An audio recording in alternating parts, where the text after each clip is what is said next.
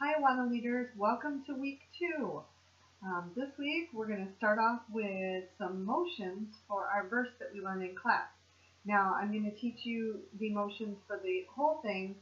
The TNTers will have the longest part of it, and the Sparkies will have the shorter part. So this week, our verse comes from Psalm 90, verse 2. And I'm going to encourage you to teach it that way and say 90 verse 2, because otherwise it can get confusing to the kids to hear we're learning Psalm 92. And it just sounds like Psalm 92, not 90 verse 2. So I encourage you to try and teach it that way. Okay, so our verse starts out, before the mountains were brought forth. And that's the part that'll just be TNT, and the rest of it then will be for everybody else. So from before the mountains were brought forth, from everlasting to everlasting. And we're going to use the same symbol that we use for our songs when we talk about everlasting life, so that that's consistent.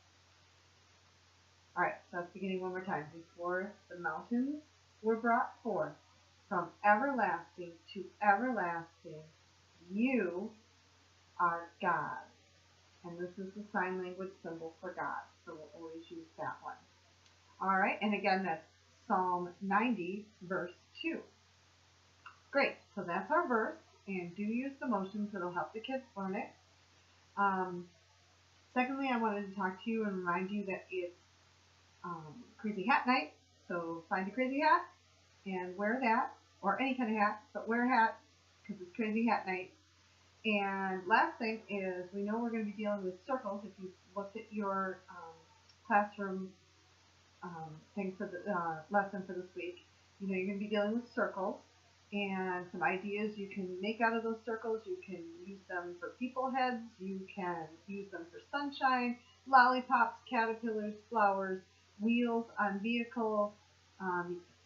If you just need to move and not make something, you can stack them. You can have a flipping game, and you can flip little circles into a bigger circle. So those are just some of the ideas that you can use your circles for. Do remember that's just an activity to keep people occupied, but with a purpose.